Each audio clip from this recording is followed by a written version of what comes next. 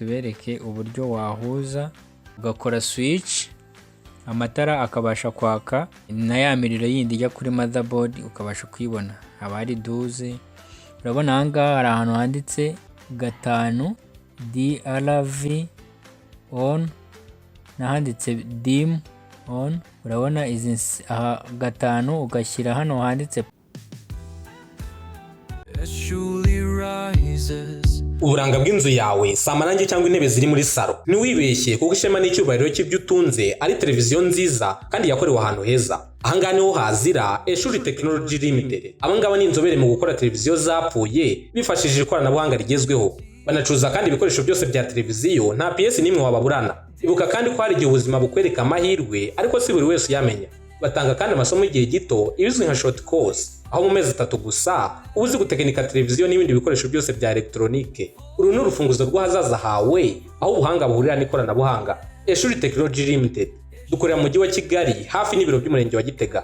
Twandikire cyangwa duhamagare kuri 078 78 53 99 0 cyangwa 078 29 64 34 Eshuli Technology Limited, source of knowledge, engine of progress. Eshuli leads with a guiding hand. ngiye kubaha ikaze abadukurikiye kuri Eshuli TV.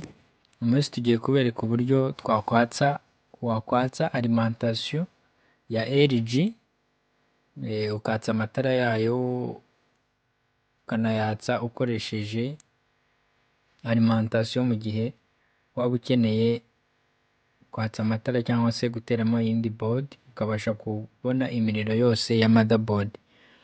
Urabona aha ngaha iyi ni imiriro iba isohoka kuri output ya power supply cyangwa se ni imiriro iba ikorwa n'iyi alimentation yacu. Mukurikire, reka tuyifungure tubereke uburyo wahuza ugakora switch amatara akabasha kwaka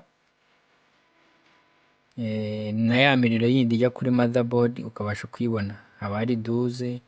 Urabona aha ngaha hari ahantu handitse 5, mwitegereze neza, handitse DRV on nahanditse dim on. Urabona izi aha 5 ugashyira hano handitse power on ni 3.5 ugahuza na power on. Hanyuma waba ushaka no guhita watsa amatara ugahuza na DRV on nahanditse dim. Ubwo ni ukuvuga ngo ufata 3.5 ukagahuza n'aka kari munsi yako. Mwitegereze aha ngaha hari 3.5 ukabihuza na DRV on na dim. Ni ukuvuga ngo iyi alimentation yacu aha ngaha uba imaze kuyatsa, uba wakije ku buryo amatara ahita yaka na ya miriro yose igahita isohoka. Bibutse ko ibi ngibi wabikora mu gihe ushaka guteramo motherboard cyangwa se mu gihe motherboard itari kubasha gukora switch y'amatara. Ibi nabyo ushobora kubyifashisha ukareba ko alimentation yawe ari nzima iri gusohora imiriro yose. Ni ugufata 3.5 wabibonye ukagashyira ahanditse power on, icyo gihe imiriro ihita isohoka. Wagashyira kuri DRV na dim on n'amatara agahita yaka. Urabona, reka dupime.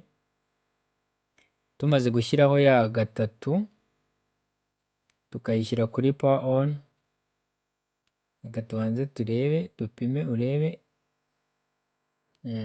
Urabona hamwe twafatiye 3 niho ushyira ugashyira no kuri ground. Urabona twafashe 3.5 tuyihuza nahanditse power on. Urabona kuri power on hahise hajyaho 3.5 nyine. Icyo gihe iyo upimye alimentation yawe iba yamaze gufungura imiriro. Urabona hano dufite 11.9 approximately 12 cyangwa se ibingana na 12. Aha ngaha n'imiriro ijya kwatsa amatara iba yamaze gufunguka kubera ko twabonye ko twapimye twabonye ko twahuje na DRV on na dim.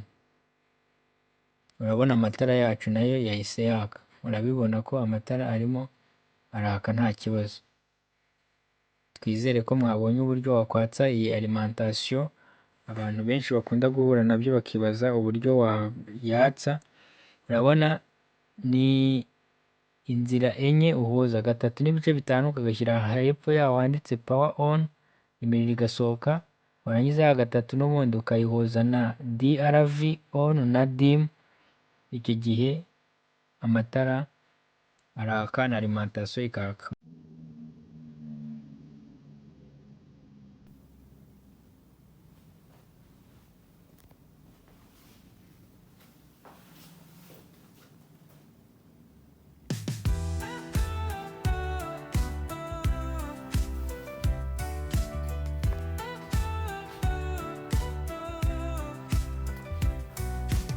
Eshuli rises, light to the sky. Electric dreams, they aim so high. With platforms shining bold and true. From Eshuli TV to YouTube view. Dance to the rhythm, celebrate the name. Eshuli's fire, igniting fame. For the sparks of Rwanda lift the land. Eshuli leads Murakoze, mukomeze gukora subscribe kuri Eshuli TV.